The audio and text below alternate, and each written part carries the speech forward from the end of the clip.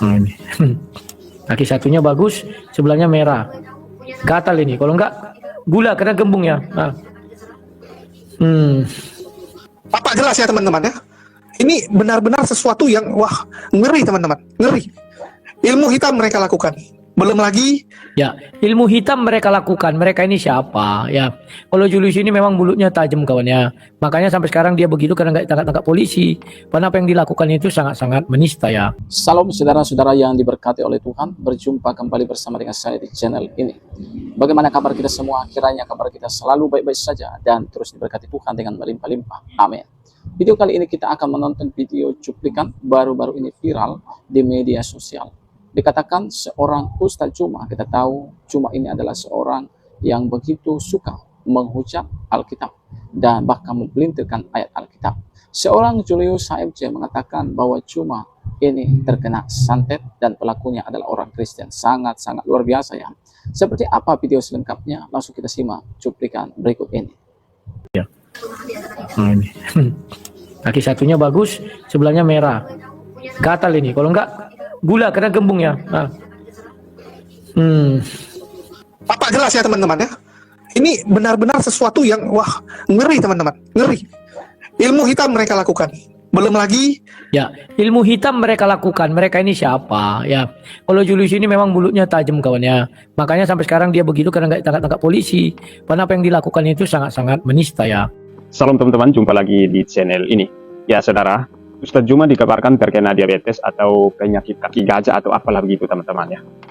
Tapi si Julius, kawannya si Juma ini, menuduh ya, dia menuduh bahwasanya orang Kristen yang melakukan santet atau guna-guna teman-teman.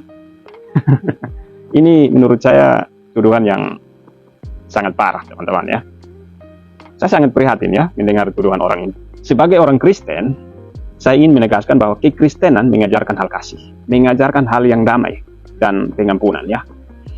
Apapun yang dilakukan si Juma terhadap kekristenan, kami hanya mendoakan ya. Kami hanya melaporkan kepada Tuhan kami ya. Kami tidak lapor polisi, apalagi guna-guna ya. Dari praktik-praktik seperti guna-guna atau santet itu sama sekali bertentangan dengan ajaran kami ya. Tuduhan ini sangat menyakitkan teman-teman. Nah, tuduhannya tidak mendasar ya. Lebih baik fokus pada hal-hal yang mempersatukan kita sebagai anak bangsa ya, daripada menyebarkan fitnah yang hanya akan menimbulkan perpecahan ya. Jadi tuduhan si Julius terhadap orang Kristen yang melakukan guna-guna terhadap si Juma adalah fitnah yang sangat keji ya. Fitnah yang tidak bertanggung jawab ya. Kekristenan adalah agama yang mengajarkan hal kasih, mengajarkan hal yang menghormati sesama ya. Jadi menyebarkan tuduhan tanpa bukti adalah tindakan yang sangat merusak persatuan ya. Jadi saya berharap si Julius ini segera meminta maaf dan bertanggung jawab atas apa yang kau tuduhkan ya. Dan buat si Juma, mungkin ini teguran buat Anda ya. Mungkin ini teguran dari Tuhan buat Anda, karena memang selama ini apa yang kau lakukan terhadap umat Kristen sangat menyakiti umat Kristen. Nah teman-teman, sebelum kita tanggapi lebih jauh, kita simak dulu videonya yang juga ditanggapi oleh saudara sang apologet. Berikut videonya. Ya, akhir-akhir ini kita mendengar pernyataan Zuma yang dieksplor oleh Jadid HMC Julius Setiadia bahwa dia kena santet. Saya geli juga mendengar dia kena santet kawan. Nah, kita saksikan dulu bagaimana sih kronologis bentuk kena santetnya ya, biar kita lihat apa yang terjadi ya.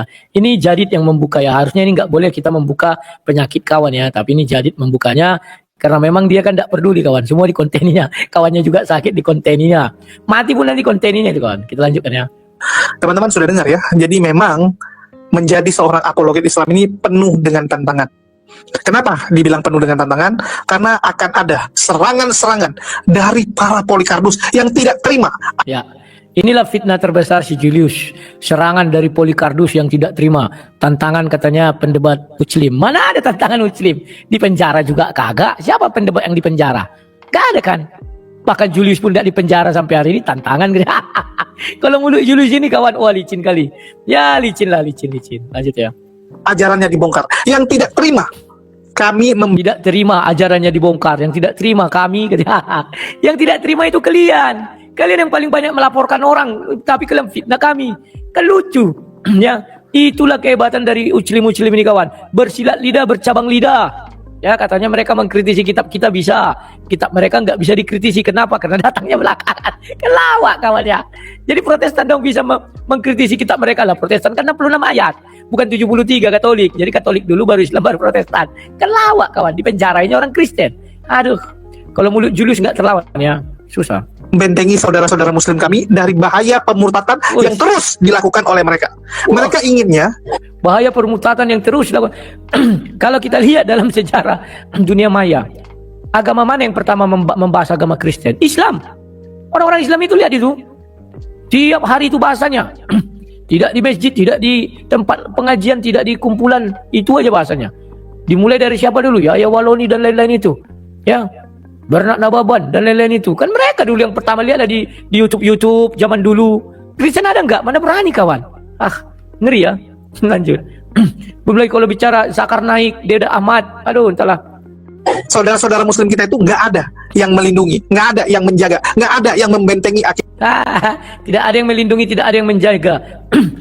Dia mau menghina para ulama kawan. Ulama kan setiap ceramah kan membentengi kan.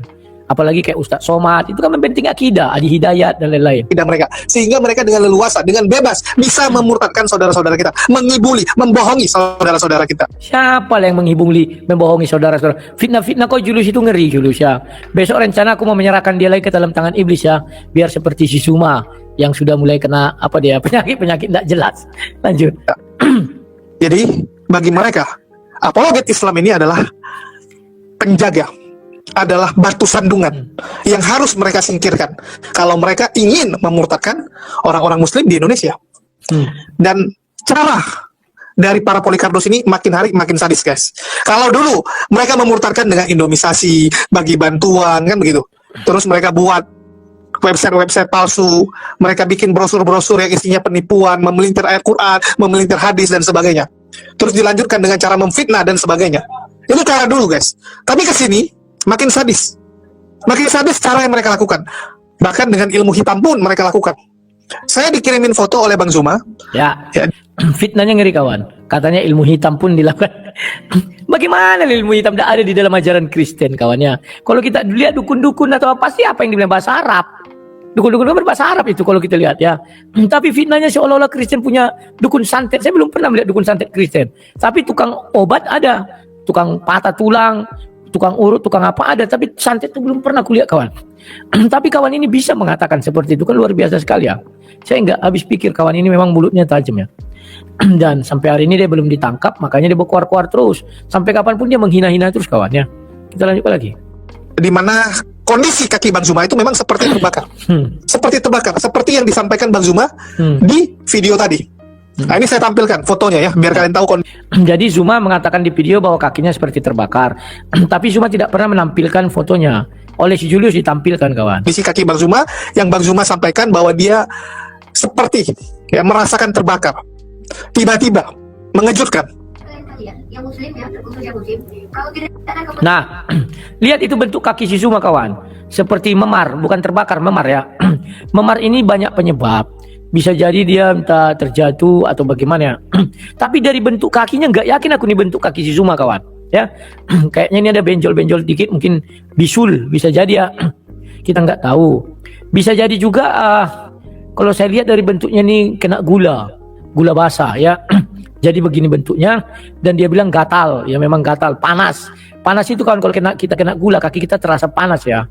Kita lanjut lagi.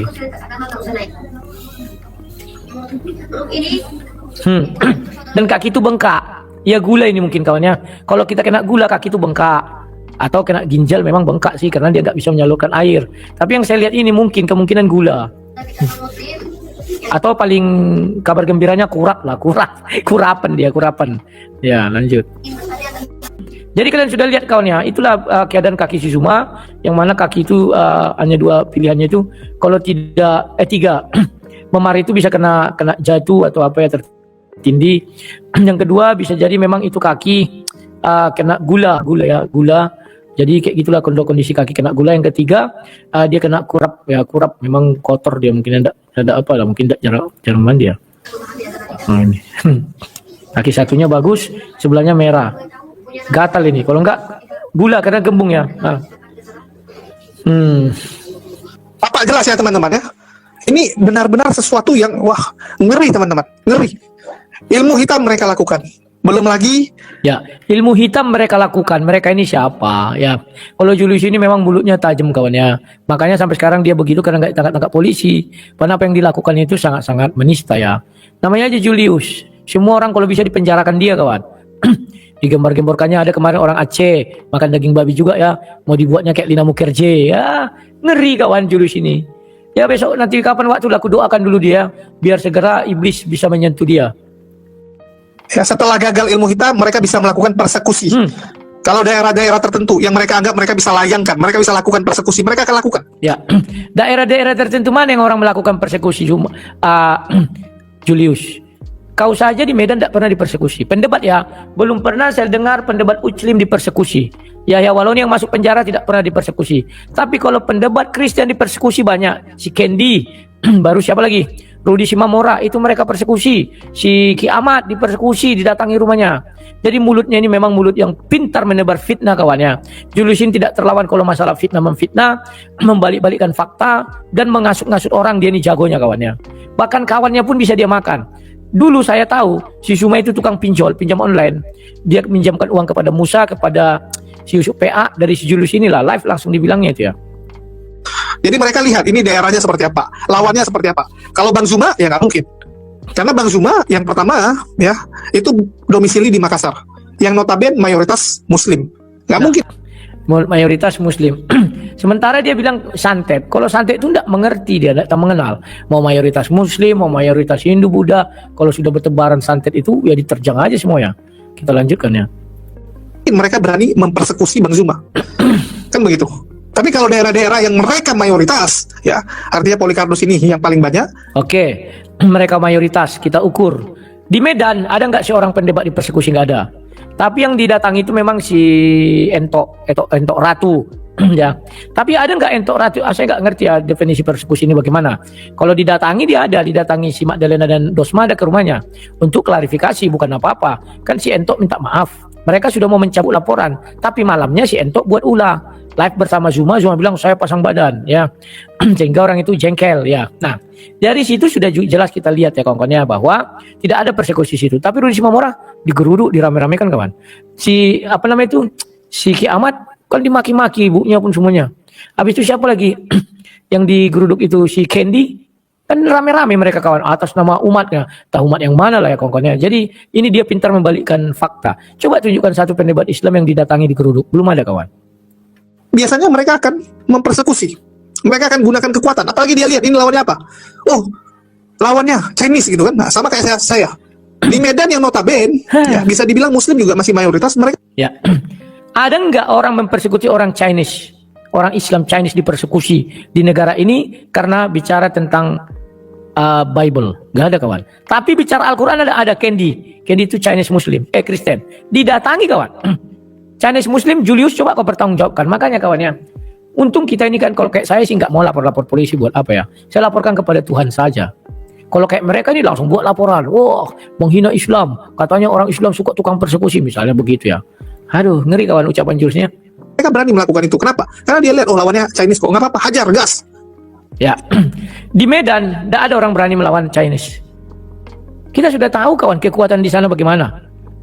Siapa di belakang mereka? Ini Julius ini banyak kali karang-karangnya. Yang benar itu kejadian di Sumatera Utara. Berapa rumah ibadah Buddha itu dihancurkan? Kan gara-gara Toa. Gara-gara dia mengkritisi Toa. Bukan gara-gara dia memberitakan Islam kepada orang Kristen. Bukan gara-gara dia membentengi iman Islam. Kan dia bilang iman Islam dibentengi tadi. Dan menyerang apa pemurtatan. Saya belum temukan orang Chinese dihancurkan apa rumah ibadahnya apanya pokoknya disiksa di Medan itu gara-gara dia syiar Islam, nggak ada itu. Yang ada gara-gara bicara Toa itu kemarin di Sumut itu ya. Berapa banyak itu yang rusak itu rumah ibadah, berapa banyak rumah yang rusak. Paham ya Julius? Kau memfitnah seorang orang Kristen itu pernah mempersekusi orang Cina di Medan atas nama Kristen, nggak ada itu atas nama agama. Ya, ini fitnahmu terlalu berlebihan. Itu yang mereka pernah lakukan. Pernah di mana? Terus tunjukkan. Mereka juga nggak segan-segan teman-teman, nggak segan-segan untuk melaporkan kita ke kantor polisi dengan tuduhan-tuduhan yang mereka buat sendiri. Ya, yang mana laporan polisi yang dibuat tuduhan-tuduhan sendiri? Saya belum lihat itu Julius. Laporan polisi terhadap kau melebihi ganasnya orang di di diskotik itu yang membuat judul free minuman itu ya, bir itu terhadap Muhammad dan Maryam itu, Maria. Lebih ngeri gambar yang kau buat. Kau buat apa? Kau gambarkan korpus, kau gambarkan kelamin laki-laki menghadap ke korpus, kau buat judulnya apa? Titik Yesus tidak bisa berdiri dan hanya aksesoris. Itu ngeri Julius, tapi pintarnya kau membalik-balik kata. Paham kau Julius ya? Memang kau pukimak kau Julius. Ya kalau tuduhan itu kan tinggal ngarang bebas. Ya, tuduhan itu kan tinggal ngarang bebas. Rudi Simamora berdiskusi, kalian tuduh penistaan, kan karangan bebas. Karena mayoritas kalian tangkap dia. Di persidangan saksinya itu on, tidak bisa dijawab. Orang dia bilang tanggal 17 jam 9.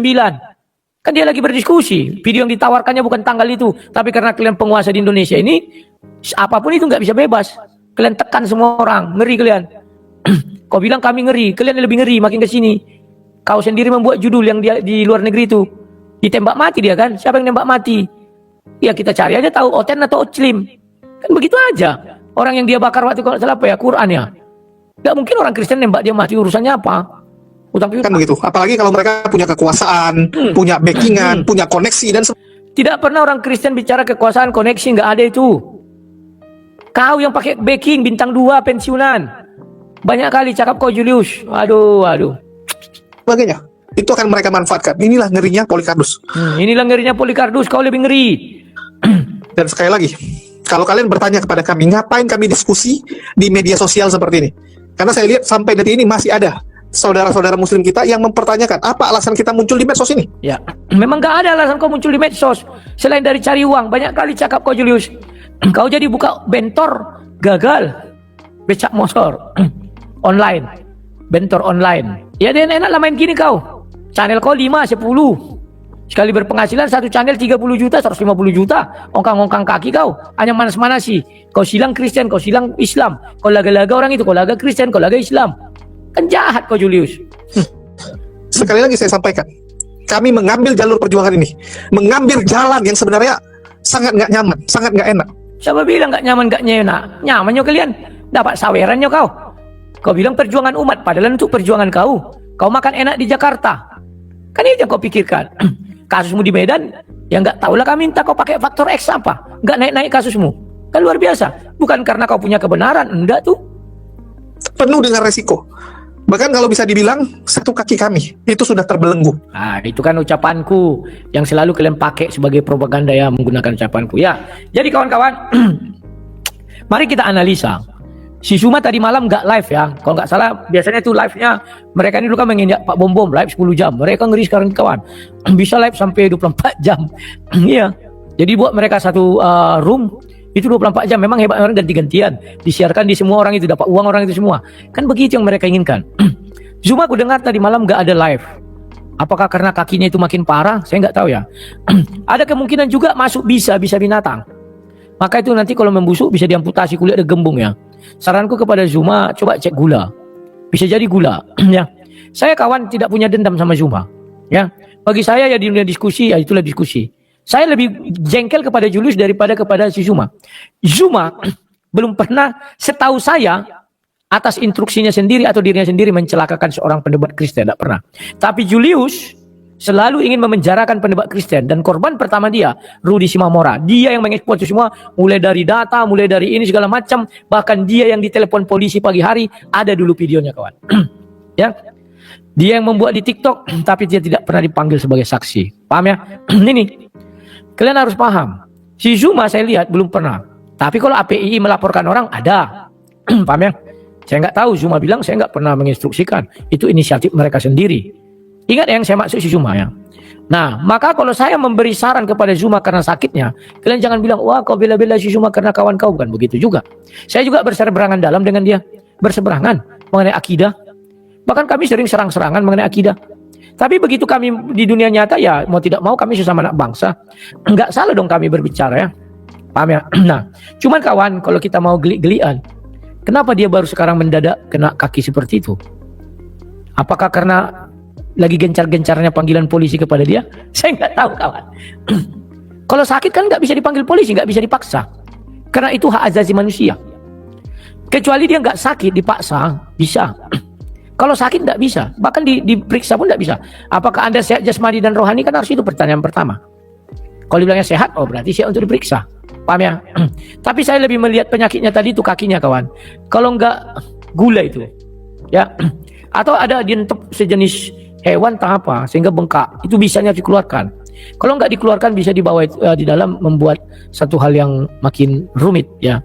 Jadi saran saya kepada Zuma, bawa ke dokter. Setelah bawa ke dokter, kalian kan percaya dukun ya, bawa juga ke dukun, siapa tahu betul itu dari serangan goib-goib. Tapi saranku, nanti kalau tidak sembuh-sembuh juga Zuma, kau hubungi saya ya.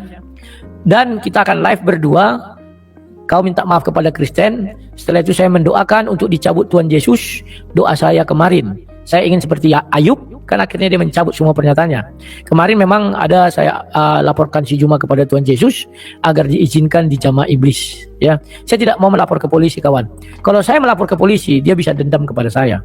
Tapi kalau saya melapor kepada Tuhan, dia tidak punya alasan untuk membenci saya, untuk dendam kepada saya. Orang Tuhan yang menghukum, diizinkannya iblis, bukan saya. Ya, tapi kan atas permintaanmu. Ya betul. Kan saya tidak membuat kau rugi. Ya, bagaimana? Berarti kau percaya Tuhan kami dong. Kalau kau percaya, bertobatlah ya, minta maaf, baru saya akan mendoakan kau. Kita live, saya bilang cabut.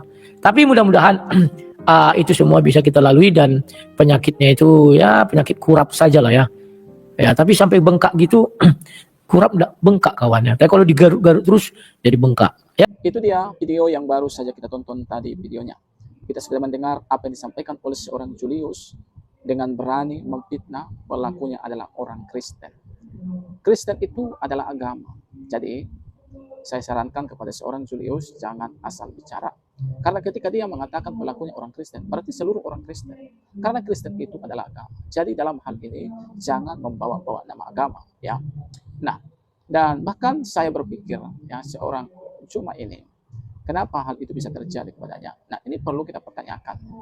Apakah ini adalah karena perbuatan yang telah dilakukan sebelumnya? Bagaimana berapa bulan yang lalu kita melihat Zuma ini bersumpah ya di atas kitabnya, dan bahkan saling kutuk dengan yang bernama Tuhan Logika. Apakah dia termakan omongan? Kita tidak tahu. Apakah gara-gara hal itu dia mengalami sakit ini? Nah, yang kedua, apakah video yang ditujukan tadi itu betul-betul kaki dari Zuma? Kita pun tidak tahu apakah itu benar-benar terjadi, ya saudara-saudara. Karena kalau kita melihat apa yang disampaikan oleh Julius ini, ya, bahwa perkataannya itu adalah seolah-olah menyudutkan orang-orang Kristen dan menyalahkan orang-orang Kristen. Dan kalau saya melihat seorang Julius ini begitu benci kepada kekristenan dan benci kepada ajaran kekristenan, sehingga dia mencari-cari alasan untuk memburuk-burukkan agama Kristen. Kita tahu dalam kekristenan kita tidak pernah diajari untuk menyakiti seseorang. Bahkan saudara, di dalam kekristenan diajarkan bahwa kuasa-kuasa kegelapan seperti itu adalah sesuatu yang berhala, yang menduakan Tuhan. Dan itu di hadapan Tuhan adalah sesuatu yang ditentang oleh Tuhan. Dan kami sebagai orang-orang Kristen, untuk mengikut Kristus, ya tentunya kami harus buang itu. Karena itu tidak bisa disatukan dengan kuasa Tuhan, dan juga tidak bisa disatukan dengan hal pengikutan kita kepada Kristus. Harus kita pilih. Jadi kalau seorang Julius ini memfitnah orang Kristen seperti itu, apa yang disampaikannya itu adalah sangat-sangat tidak memberikan bukti yang jelas, bahkan sangat-sangat jelas-jelas disampaikan karena ujaran kebencian. Nah teman-teman, apa yang menjadi komentar saudara terhadap video ini? Silahkan isi di kolom komentar, komentar yang memberkati. Kiranya video ini memberikan edukasi. Tuhan memberkati. Shalom.